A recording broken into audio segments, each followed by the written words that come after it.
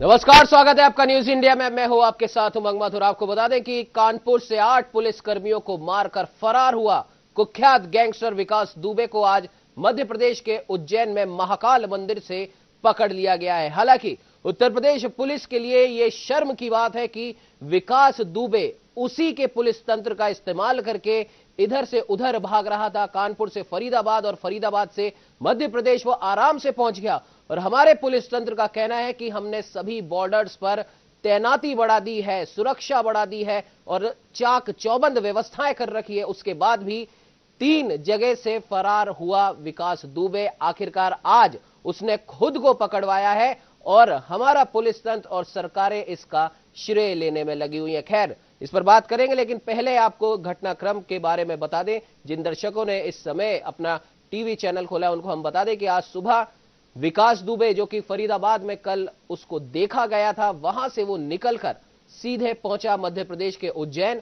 आज सुबह वो उज्जैन पहुंचा, उसने मंदिर में अपने नाम की पर्ची कटाई, मंदिर में महाकाल के दर्शन किए। बाहर आकर खुद उसने स्थानीय मीडिया और पुलिस को सूचना दिलवाई और जब पुलिस ने उसको पकड़ा तब वो बोला कि मैं हूं विकास दुबे, कानपुर वाला। सूत्रों की माने तो फरीदाबाद से मध्य प्रदेश तक वो आसानी से एक गाड़ी में पहुंच गया जो पूरी तरह सेफ थी। और ऐसे में अब सवाल सबसे बड़ा ये उठता है, इतनी सुरक्षा के बाद, इतनी बंदिशों के बाद विकास दुबे ने आखिर कैसे इतना लंबा सफर तय कर लिया। पुलिस विकास दुबे की तलाश वैसे तो कई राज्यों में कर रही थी, लेकिन सफलता मध्य प्रदेश में लगी। पुलिस ने मध्य प्रदेश के उज्जैन से विकास दुबे को गिरफ्तार कर लिया है। आपको बता दें कि हरियाणा के फरीदाबाद से विकास दुबे मध्य प्रदेश के उज्जैन पहुंचा एक नाटकीय घटनाक्रम के तहत, और ऐसा लग रहा है कि पूरी प्लानिंग इसमें की गई, क्योंकि उसने 3 राज्य उसने क्रॉस करे हैं। सबसे पहले उत्तर प्रदेश से निकलकर वो पहुंचा हरियाणा के फरीदाबाद। फरीदाबाद में भी उसको देखा गया और फरीदाबाद से निकलकर वो पहुंच गया मध्य प्रदेश। 3 राज्यों की सीमाएं उसने पार करी हैं और आखिरकार उसने, सबसे बड़ी बात यहां पर गौर करने वाली यह है कि उसने खुद को गिरफ्तार करवाया है, उसको पुलिस ने नहीं पकड़ा है। हालांकि अब तमाम पुलिस का जो तंत्र है वो अपना श्रेय इसमें ढूंढ रहा है, देख रहा है। मध्य प्रदेश के पुलिस के आला अफसर, मध्य प्रदेश के गृह मंत्री, मुख्यमंत्री इसका श्रेय लेने में लगे हुए हैं कि हमारी पुलिस इतनी मुस्तैद है और अपराधियों को उनके अंजाम तक पहुंचा के ही रहती है और मध्य प्रदेश की पुलिस की मुस्तैदी के कारण ये पकड़ा गया है। लेकिन सवाल ये उठता है कि अगर मध्य प्रदेश की पुलिस इतनी ही मुस्तैद थी तो वो मध्य प्रदेश की सीमा में पहले तो कैसे एंटर हुआ और उसके बाद वो उज्जैन के प्रसिद्ध महाकाल मंदिर तक पहुंच गया। अब आप सोच सकते हैं कि इतने भीड़ भाड़ वाले इलाके में, हालांकि कोविड-19 के चलते लोगों के वहां पर आना कम है, लेकिन फिर भी ऐसी जगह पर ऐसा अपराधी पहुंच जाता है, खुद अपनी पहचान बताता है, खुद पुलिस को और स्थानीय मीडिया को वो सूचित करता है और उसके बाद भी पुलिस इसका श्रेय लेने में लगी है। गृह मंत्री, मुख्यमंत्री इसका श्रेय लेने में लगे। खैर, इस पर बात करेंगे। बात करने के लिए हमारे साथ state head doctor Chandrasen Verma जुड़ चुके हैं। चंद्रसेन जी, हालांकि विकास दुबे पकड़ लिया गया है या उसने खुद को पकड़वा लिया है, इस पर तो एक बड़ी बहस बनती ही है, लेकिन सबसे बड़ी बात तो यह है और शर्म की बात है सभी पुलिस तंत्र की, क्योंकि एक कुख्यात अपराधी तमाम राज्यों की पुलिस को चकमा देकर 3 राज्य क्रॉस करता है। पहले उत्तर प्रदेश से निकल के वो जाता है हरियाणा के फरीदाबाद, वहां पे उसको देखा जाता है, उसको पहचाना जाता है, लेकिन फिर वो वहां से निकल के मध्य प्रदेश पहुंच जाता है और मध्य प्रदेश में भी वो कहां पर पहुंचता है? उज्जैन के महाकाल मंदिर में, और खुद अपनी पहचान बताता है, खुद पुलिस को सूचित करवाता है, खुद स्थानीय मीडिया को सूचित करवाता है। और हमारी सरकारें हैं कि वो इसका भी श्रेय लेने में लगी हैं। हमारी पुलिस इतनी मुस्तैद है, हमारा पुलिस का तंत्र इतना मुस्तैद है। चंद्रसेन जी। उमंग, जिस तरीके से आज उसने अपना आत्मसमर्पण किया है उससे साफ साफ जाहिर होता है कि वो कितना शातिर अपराधी है।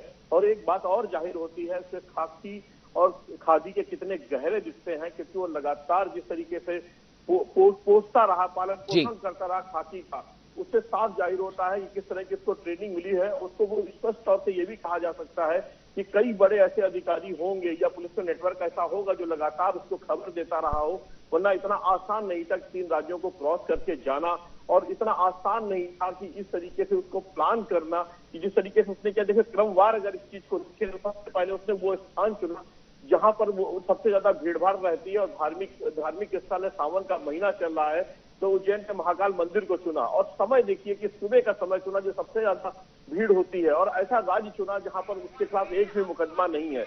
तो इससे इसी बात से समझा जा सकता है कि इतना शातिर और मास्टर माइंड ये रहा। वहां पहुंचने के बाद जो सबसे पहला क्रम इसने किया, सीसीटीवी कैमरे लगे, उसने 250 रुपए का टिकट खरीदा और अंदर जाने के बाद सुबह 7 बजे की घटना है और 2 घंटे तक वो वहां के जो गार्ड्स हैं उनके वो पास में रहा, वो पूछताछ बताता रहा कि मैं कानपुर का विकास दुबे हूं। और जब पुलिस आई तो सबसे पहले उसने मीडिया के सामने सार्वजनिक रूप से चिल्ला दिया कि मैं हूं कानपुर वाला विकास दुबे। इसका साफ साफ मतलब था कि पूरी देश और दुनिया ये देखे इसको जिंदा गिरफ्तारी हुई है। तो ये सिर्फ इस कारण हो पाया कि इसको पुलिस की हर हरकत का पता है, पुलिस किस तरीके से किस तरह का प्रयोग करेगी, किस तरह का बल का प्रयोग और क्या चाल चलेगी, उससे हमेशा 2 कदम आगे रहा है उमर।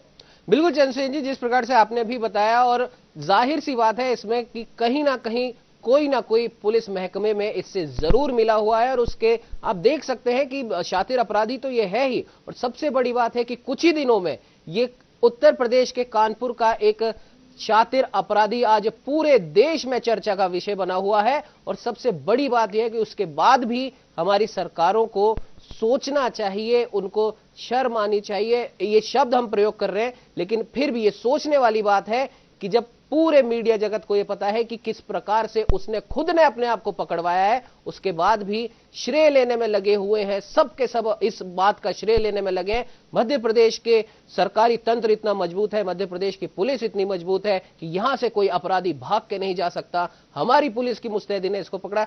क्या लगता है चंद्रसेन जी, क्या इस तरीके का एक दृश्य दिखाना मीडिया के सामने ये शोभा देता है इन तमाम प्रशासनिक अधिकारियों को? उमर, कल देखिए सबसे ध्यान देने वाली बात थी कि पूरे दिन खबर चलाई गई थी नोएडा के किसी टीवी चैनल में, वो जाने वाला है और पूरी तरीके से ये प्लान था कि उत्तर प्रदेश की पुलिस है उसका ध्यान भंग हो जाए। तो उसने पुलिस का ध्यान भंग किया और वो फरीदाबाद से अगर बात करी जाए वहां उज्जैन पहुंचने तक लगभग 12 घंटे का सफर है और 3 रात पार करने के बाद वो निकल गया। तो उसका नेटवर्क कितना है, सबसे बड़ा ये देखने वाला है कि किस तरीके का नेटवर्क और किस तरह का शातिर है कि जब चप्पे चप्पे पे पुलिस लगी हुई है और उत्तर प्रदेश ने पूरी ताकत झोंक दी। मुख्यमंत्री ने स्पष्ट आदेश दिया था और किस तरीके से उस पर पुलिस की नजर थी, लेकिन वो बच गया।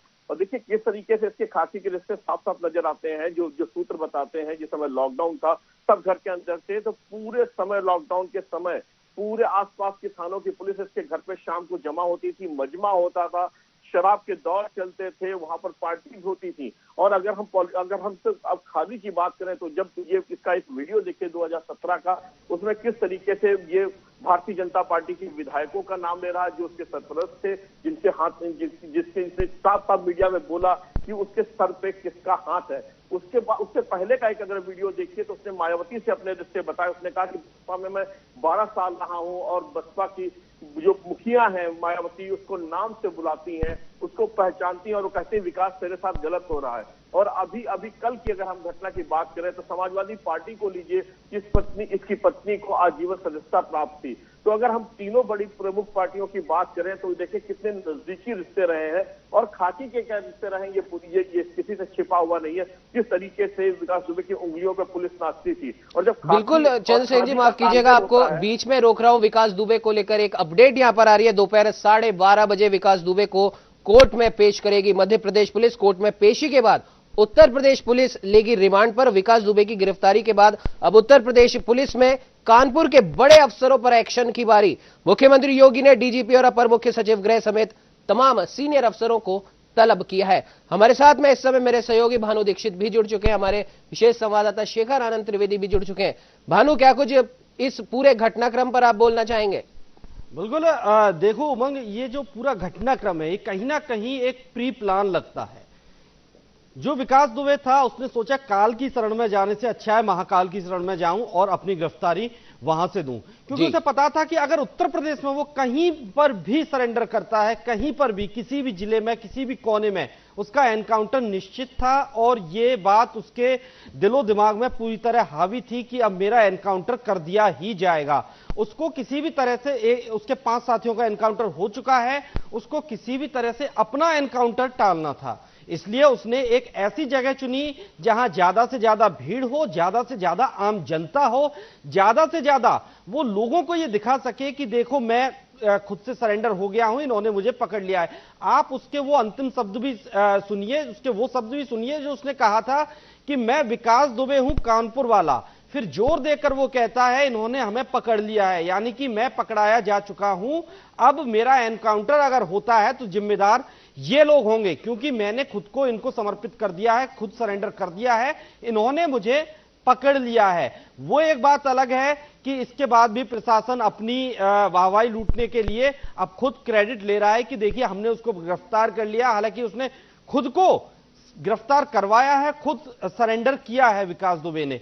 अब इस पर एक आधिकारिक बयान बस आना बाकी है कि हां उसने सरेंडर किया है, लेकिन मुझे नहीं लगता कि शायद इस पर कोई इस तरह का बयान पुलिस देगी। बिल्कुल भानु, आपने सही कहा कि अभी हो सकता है कि थोड़ी और इसमें देर लगे। और हमारे साथ में शेखर आनंद त्रिवेदी भी जुड़े हुए हैं। शेखर जी, क्या लगता है आपको कि उत्तर प्रदेश पुलिस की तरफ से कब तक आखिर आधिकारिक बयान आएगा, और क्या आपको नहीं लगता कि विकास दुबे ने, जो कि कुछ दिनों पहले तक शायद कोई उसे नहीं जानता था उत्तर प्रदेश के अलावा, और अब पूरा देश उसको जानता है, पूरे देश की मीडिया उसको जानती है, और उसने ये साबित कर दिखाया कि हमारे देश का, मैं देश का नाम ले रहा हूं, राज्यों का तो नाम छोड़ ही दीजिए, क्योंकि जिस प्रकार से 3 राज्यों में वो घूमा है, चकमा देके घूमा है, ये साफ दर्शाता है कि उसकी पैठ कहां तक है। और आज जैसा कि भानु जी ने भी बताया, और सुबह से यह चल रहा है कि उसने ऐसा स्थान चुना जहां पर उसके एनकाउंटर की संभावना बिल्कुल नगण्य हो जाती है, और साफ तौर पर पुलिस महकमे की यह विफलता है। क्या कहेंगे शेखर जी? इसमें कोई दो राय नहीं है कि जिस तरीके से उत्तर प्रदेश पुलिस अपना होमवर्क कर रही थी और जो उसका नतीजा निकला है वो सबके सामने है। इसमें कोई दो राय है ही नहीं कि विकास दुबे ने केवल पुलिस वालों को गोली नहीं मारी, 8 लोग शहीद नहीं हुए, उसने बल भर पूरे सिस्टम पर तमाचा मारा है। और ये तमाचा विकास दुबे तमाचे के नाम से याद किया जाएगा। ये ठीक बात है कि विकास दुबे ने जो किया उसको कहीं से भी जायज नहीं ठहराया जा सकता, लेकिन आप देखिए उत्तर प्रदेश का जो पुलिस सिस्टम है वो किस कदर खोखला है, ये भी विकास दुबे ने दिखा दिया है। आप इस बात को समझिए कि विकास दुबे ने जो तमाचा मारा है वो सिस्टम पे मारा है। विकास दुबे ने जो किया उसकी सजा तो उससे मिलनी ही चाहिए, अदालत देगी ही देगी। अगर उसने सरेंडर किया या जो अभी की करंट स्थिति है उसमें हम अदालत कह रहे हैं, वरना वो एनकाउंटर मारा जाता अलग बात की। लेकिन उत्तर प्रदेश के पुलिस सिस्टम को समझना पड़ेगा कि पिछले 20-30 साल में उन्होंने किस तरीके से सिस्टम बनाया है। उमंग, मैं आपको बताता हूं, 90 के आखिरी के दशक में श्री प्रकाश शुक्ला नाम का एक गैंगस्टर हुआ। उससे बड़ा उस समय पर कोई अपराधी नहीं था, बीजेपी का ही शासन था, कल्याण सिंह चीफ मिनिस्टर थे। आपको पता है ये जो मोबाइल इंटेलिजेंस है, ये जो सर्विलांस है, जिस तरीके से पूरे केवल उत्तर प्रदेश नहीं पूरे भारत में, इसका श्रेय उत्तर प्रदेश पुलिस को है। 97-98 तक उत्तर प्रदेश पुलिस उस तरह से सक्षम थी कि श्री प्रकाश शुक्ला जैसे कुख्यात अपराधी को उसने टेक्निकल सर्विलांस के जरिए और पूरी टेक्नोलॉजी का इस्तेमाल करते हुए न सिर्फ पकड़ा बल्कि एनकाउंटर में मार गिराया। ये उत्तर प्रदेश पुलिस की कामयाबी थी। लेकिन पिछले 20 सालों में 22 सालों में जिस तरीके से उत्तर प्रदेश पुलिस ने अपनी कारगुजारियों से अपने सिस्टम को खोखला किया है, उसका नतीजा है विकास दुबे। श्री प्रकाश शुक्ला से विकास दुबे तक का सफर उत्तर प्रदेश पुलिस ने जिस तरीके से तय किया, आज उसका दुनिया ने तमाशा देखा है। देश और प्रदेश आप छोड़ दीजिए। रही बात मध्य प्रदेश पुलिस, जिस तरीके से अभी आपने कहा कि मध्य प्रदेश की सरकार में कई लोग कह रहे हैं कि हमने पकड़ा, अपराधी जा नहीं सकता वगैरह वगैरह, तो आप मध्य प्रदेश में व्यापम का वाह बोल करके दिखाइए। जितने लोगों ने उस चीज की इंक्वायरी करनी चाहिए, उस पूरे घोटाले में अपने हाथ डालने चाहे, वो मारे गए, जिंदा नहीं आज की तारीख में। और उसके बाद कोई उस पूरे उस कांड में हाथ डालता नहीं, उसकी कोई रिपोर्टिंग नहीं होती, उसकी कोई जांच नहीं होती। तो ये मध्य प्रदेश का एक ये भी पहलू है। उत्तर प्रदेश में इसमें कोई दो राय नहीं है। उमंग, मैं आपको बताऊं कि भारतीय जनता पार्टी की सरकार में चाहे वो कल्याण सिंह चीफ मिनिस्टर रहे हो और या योगी आदित्यनाथ चीफ मिनिस्टर रहे हो, दोनों के ही, मैं बाकी और किसी चीफ मिनिस्टर की बात नहीं कर रहा हूं बीजेपी के, मैं केवल कल्याण सिंह और योगी, ये 2 चीफ मिनिस्टर इस तरीके के हैं कि अगर उत्तर प्रदेश पुलिस महकमा, उत्तर प्रदेश प्रशासन चाहता तो अपने सिस्टम को बिल्कुल प्यूरिफाई कर लेता। जी 2017 में जिस दिन चीफ मिनिस्टर बने योगी आदित्यनाथ, उसके बाद 20 दिन करीब उत्तर प्रदेश में ऐसा शासन चला जैसे लगा कि 15-20 दिन के बाद रामराज्य आने वाला है जी। लेकिन उसके बाद स्थितियां बिल्कुल पलट हो गई। अब जो दुकानें, जिस तरीके के बैन, जो चीजें, लैला मजनू कांड, जो रागीरी, जो छिनैती, इन सब पे रोक लगी थी 20 दिन तक, वो सारी चीजें डिप्रिशिएट हो गई और आज उसका परिणाम है कि विकास दुबे जैसा आदमी 8-8 पुलिसकर्मियों को मार देता है। दूसरा, विकास दुबे को पैदा किसने किया? इसमें कोई दो राय नहीं है कि राजनीतिक संरक्षण देकर के इस तरीके के अपराधी हर पार्टी पैदा करती है जी। समाज, जैसे चंद्रसेन जी ने भी बताया कि चाहे वो समाजवादी पार्टी हो, बसपा हो, कांग्रेस का कोई वजूद नहीं है, इसलिए कांग्रेस को आप छोड़ दीजिए, बीजेपी हो, तीनों ही प्रमुख पार्टियों ने जी। शेखर, माफ कीजिएगा, बीच में आपको रोक रहा हूं। यहां पर एक मजे वाली बात भी ये है यहां पर कि कांग्रेस इस समय सबसे ज्यादा सुकून में है, क्योंकि इतने लंबे समय से उत्तर प्रदेश में उसका शासन नहीं है और वो जोर शोर से उत्तर प्रदेश में जिन जिन पार्टियों का शासन है हर पार्टी पर आरोप प्रत्यारोप लगा रही है। सबसे ज्यादा मजे में अगर इस समय कहें तो वो कांग्रेस पार्टी ही है। क्या कहेंगे शेखर?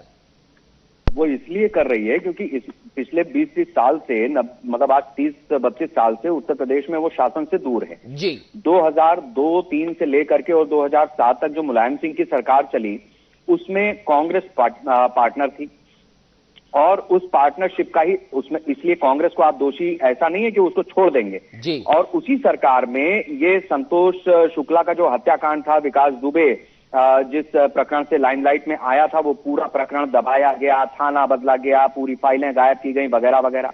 तो जो काम 2003 से और 2007 के बीच में हुआ, क्योंकि उसमें कांग्रेस पार्टी समाजवादी पार्टी की सहयोगी थी, इसलिए उसका पाक दामन पाक साफ नहीं है, पहली बात। 2007 और उसके बाद 2012 और फिर 2017, इन तीनों चुनाव में फुल फ्लेजेड सरकार बनी है और इन फुल फ्लेजेड सरकारों में विकास दुबे ने फुल फ्लेजेड अपने आप को प्रोटेक्ट किया है। ठीक बात है, जब कांग्रेस है ही नहीं तो वो किस तरीके से। अच्छा, अब आइए, आज जहां कांग्रेस की सरकारें हैं वहां पर क्या इस तरीके के अपराधी नहीं पैदा होते हैं? तो ये कांग्रेस, ठीक बात है, अपनी तरह से उछल ले, कुछ भी कर ले, लेकिन उसका शीर्ष नेतृत्व जो है, कल उसके ऊपर गृह मंत्रालय ने अंतर मंत्रालयी कमेटी बना करके और जांच बिठाई है। वजह क्या है कि एक तरफ भारत का प्रधानमंत्री चाइना से लड़ रहा है, भारत की सेना के जवान शहीद हो गए और कांग्रेस पार्टी के सबसे बड़े आला कमान यानी गांधी परिवार चाइना के साथ खड़ा है। वजह क्या है कि राजीव गांधी फाउंडेशन को चाइना से पैसा मिला हुआ है, हुआवे ने उसको करोड़ों अरबों रुपए का चंदा दे रखा है। और छोड़िए, प्रधानमंत्री रिलीफ फंड जिसका इस्तेमाल किसी जरूरतमंद को विवेकाधीन कोष के तहत इस्तेमाल करता है प्रधानमंत्री, उससे भी उसने चंदा बटोर लिया है। आप चार्टर अकाउंटेंट हैं इस देश में इतने सारे, आप उन चीजों को जस्टिफाई तो कर ही देंगे, ये मैं मान लेता हूं। जांच में, इस तरीके की जांचों में आमतौर पर लेकिन बहुत कम चांसेस हैं। शेखर, यहाँ रोकना चाहूंगा, लेकिन एक बात यहाँ समझनी होगी, विकास दुबे जो हर पार्टी में अपनी पैंठ रखता था, ऐसी कौन सी पार्टी नहीं है जिसमें उसकी पैंठ नहीं थी। 2012 में जब बीएसपी थी तब से लेकर अब तक और उससे पहले से भी वो हर पार्टी में कहीं ना कहीं संलिप्त रहा था। उसके फुटेज भी अब सामने आ रहे हैं, कई बीजेपी नेताओं के साथ, अधिकारियों के साथ, सबके साथ उसके फुटेज सामने आए हैं। लेकिन इतना लंबा आपराधिक सफर उसने तय कर लिया, उत्तर प्रदेश में तमाम सरकारें आई और गईं, तमाम अधिकारी आए और चले गए, क्या आज तक किसी की हिम्मत नहीं हुई कि विकास दुबे पर हाथ डाल पाए? अब जब बात खुद पुलिस के गिरेबां तक आ गई, जब खुद पुलिस के 8 जवान शहीद कर देता है विकास दुबे, तब जाकर पुलिस की और प्रशासन की नींद जागती है और उसको ढूंढने में दिन रात एक कर देती है। बावजूद इसके भी उसको नहीं पकड़ पाती है, उसे खुद ही सरेंडर करना पड़ता है और बताना पड़ता है कि मैं विकास दुबे हूं, कानपुर वाला। अब इस प्रशासन को क्या कहें? ऐसा है कि उत्तर प्रदेश के एक चीफ मिनिस्टर हुए हैं, उन्होंने बड़े बड़े जो आईएएस जी भ्रष्ट थे, उत्तर प्रदेश में एक कमेटी है जो महाभ्रष्ट अफसरों की लिस्ट जारी करती है हर साल, आईएएस भी और पीसीएस भी जी। तो उसमें एक आईएएस अधिकारी का जब नाम आया तो उस चीफ मिनिस्टर ने कुर्सी पर बैठे हुए कहा कि अगर इस तरीके के कमाऊ पूत सस्पेंड हो जाएंगे, जेल की सलाखों के पीछे चले जाएंगे तो सरकार चलेगी कैसे? आप समझ लीजिए इसका क्या मतलब है। और ये बात है 2005 की। आज तो 15 साल के तो विकास दुबे, इन जैसे अपराधियों से सरकार चलती है, इनके पैसे से सरकार चलती है, इसमें कोई दो राय है ही नहीं, इसमें कोई दो राय नहीं है। आप क्या समझ रहे हैं? सरकारें जिस तरीके से काम करना चाहिए, जिस तरीके से चलनी चाहिए, अगर चलती तो उमंग आज 5-5 हजार रुपए के लिए, 3-3 हजार रुपए के लिए किसी आदमी को नौकरी करने अपने जिले को छोड़ करके दूसरे इनकम टैक्स का बोझ डाला जाता है? क्यों ये आप सरकार से पूछिए, विभाग को क्यों ना खत्म कर दिया जाए? आप ये तो जवाब इसका सरकार को देना चाहिए। मेरी कई पूर्व प्रशासनिक अधिकारियों से, कई डीजीपी पूर्व उत्तर प्रदेश के हैं जिनसे बात हुई है। आप ये समझ लीजिए कि ये पूरा पैसा बना थाने, आप क्या समझते हैं कि राजस्थान में नहीं है? हिंदुस्तान का एक एक थाना उसकी कीमत है। अगर आपको उस थाने में ट्रांसफर पोस्टिंग चाहिए, आप माल पहुंचाइए, आपको उस जगह पे पोस्टिंग दी जाएगी। 50 करोड़ रुपए का थाना बिकता है, 50 करोड़ रुपए का। आप समझ रहे हैं? बिल्कुल शेखर जी, यहाँ पर ये बात तो है ही। और दूसरी एक बात यहाँ पर ये देखने को मिल रही है कि जब से ये पूरा कांड सामने आया है, पूरे देश में विकास दुबे एक चर्चा का विषय बन गया, हर घर में विकास दुबे की चर्चा होने लगी। ऐसे में उत्तर प्रदेश पुलिस ने सिर्फ और सिर्फ अपनी खीज मिटाने के लिए, क्योंकि उनके 8 जवान शहीद हुए और वो उनका बाल भी माका नहीं कर पाई और पूरे देश में उत्तर प्रदेश पुलिस की थू-थू हो रही थी, तो सिर्फ खीज मिटाने के लिए वो उसके घर तोड़ने लग गई, उसके परिवार वालों को बंधक बनाने लग गई। जिस अंकुर दुबे की जिसकी मौत हुई थी, सबसे पहले जो उसका शार्प शूटर माना जा रहा था, उसकी 29 जून को उसकी शादी हुई, उसकी बीवी तक को वो थाने में ले गए, जेल में बंद कर दिया, जबकि उसका तो कोई लेना देना नहीं है। तो जी शेखर, एक पॉइंट इसमें बस ये है कि उत्तर प्रदेश पुलिस, ठीक है, अब उसने अपने आप को सरेंडर करवा लिया है, तो क्या अब आपको लगता है उत्तर प्रदेश पुलिस प्रशासन अपनी सिर्फ खीज ही मिटाता रहेगा या वो सुधार के लिए भी तैयार होगा? आप और चीजें छोड़ दीजिए उमंग, मैं यही आपको बता रहा हूं। खींच मिटाए उत्तर प्रदेश की पुलिस या कुछ करे, चक्कर यह है कि कोड़ में खाज उसने खुद का पैदा किया हुआ है, उसमें किसी दूसरे ने आकर के नहीं किया। मैं आपको बताता हूं, जिस दिन विकास दुबे का ये सब मामला पिछले 24-48 घंटे में जो कुछ भी प्रकरण चला है जी, मैं, चंद्रसेन जी और मनीष श्रीवास्तव, ये तीनों लोग ऑफिस में बैठे थे। मैं आपको लाइव किस्सा बता रहा हूं, ये अपने ऑफिस का जी। चर्चा चली कि साहब विकास दुबे क्यों नहीं पकड़ा जा रहा है। कल फरीदाबाद में उसकी लोकेशन ट्रेस हुई जी। देखिए, उस समय पर मनीष श्रीवास्तव जो हमारे संवाददाता है, उन्होंने भी इस बात को रखा कि ये पुलिस का जो सर्विलांस सिस्टम है, कल उन्होंने बड़ी खबर भी भेजी है उस पर जी, सर्विलांस सिस्टम किस तरीके से फेल है। तो एक पॉइंट वो आया, डॉक्टर साहब ने कहा कि जिस तरीके से ये पूरा प्रकरण चला है, जिस तरीके से बंदरबाट होती है पैसे की, इसमें कोई शक शुबा नहीं रखना चाहिए कि अभी भी उसका पुलिस का नेटवर्क जो है विकास दुबे का, वही उसको मदद कर रहा है और राजनीतिक संरक्षण जो है वो सो है। तीसरी चीज, आप इस बात पर आ जाइए कि अगर उत्तर प्रदेश पुलिस ये टेक्निकल सर्विलांस के अलावा थोड़ी सी दिमाग लगाती तो ये बहुत सारी चीजों को पकड़ सकती थी। आप देखिए, शहडोल तक उत्तर प्रदेश पुलिस पहुंची, उसके रिश्तेदारों पर वहां तक उसने दबाव डाला। हुआ क्या है कि ये कानपुर, बांदा, रायबरेली, ऐसी ये जो पूरी बेल्ट है जो मध्य प्रदेश की सीमा से लगती है या कुछ 100-200 किलोमीटर के अंदर में है, यहां से बहुत सारे परिवार और खासतौर से ब्राह्मणों के परिवार ऐसे हैं जिनकी रिश्तेदारी मध्य प्रदेश में है। ये किसी से दबी छिपी बात नहीं है। मध्य प्रदेश और उत्तर प्रदेश दोनों में ब्राह्मणों में खासतौर से मतलब लड़कियों की शादी और पंडितों में इस तरफ से उस तरफ होती रहती, बहुत रिश्तेदारी, और बाकायदा एक पूरी लॉबी है मध्य प्रदेश और उत्तर प्रदेश की पंडितों की जो इस तरीके से एक दूसरे को सपोर्ट करती है। उसमें सरकार किसी की हो, उसमें प्रशासन में कोई बैठा हो, इससे कोई मतलब नहीं रहता है। लेकिन अब उत्तर प्रदेश पुलिस अगर जातिगत आधार पर उत्तर प्रदेश और बिहार में जितनी जातिगत समीकरण है उसको अगर टटोल लेती तो ये पहेली वो उसी दिन हल कर लेती। बिल्कुल, हमारे साथ जी रोकने जाऊंगे सही कर, हमारे साथ हमारे संवाददाता जयपुर से दीपक चावला भी जुड़ गए हैं। दीपक, मध्य प्रदेश उज्जैन से आज विकास दुबे को गिरफ्तार कर लिया गया, क्या जिस तरह से वो राज्यों में मूवमेंट करता हुआ घूम रहा था, उत्तर प्रदेश पुलिस उसे पकड़ नहीं पाई? अगर मध्य प्रदेश में वो सरेंडर नहीं करता तो क्या राजस्थान उसका अगला टारगेट, अगला राज्य होता?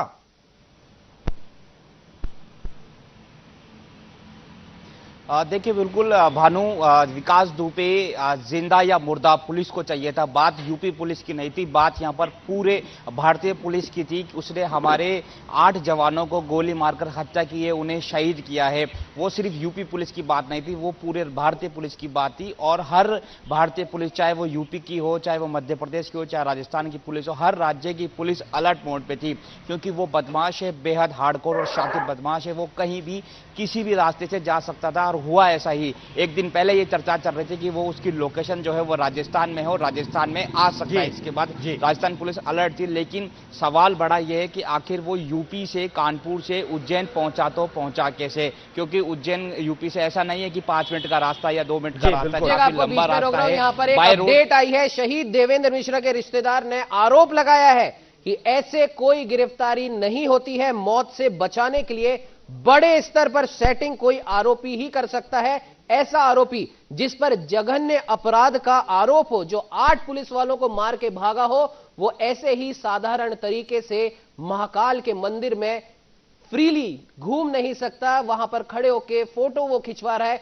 तो जरूर कुछ ना कुछ ऐसी सेटिंग हुई है। अभी अभी ये अपडेट आई है, देवेंद्र मिश्रा के रिश्तेदार ने आरोप लगाया है। चंद्रसेन जी, क्या कुछ बोलना चाहेंगे इस पर?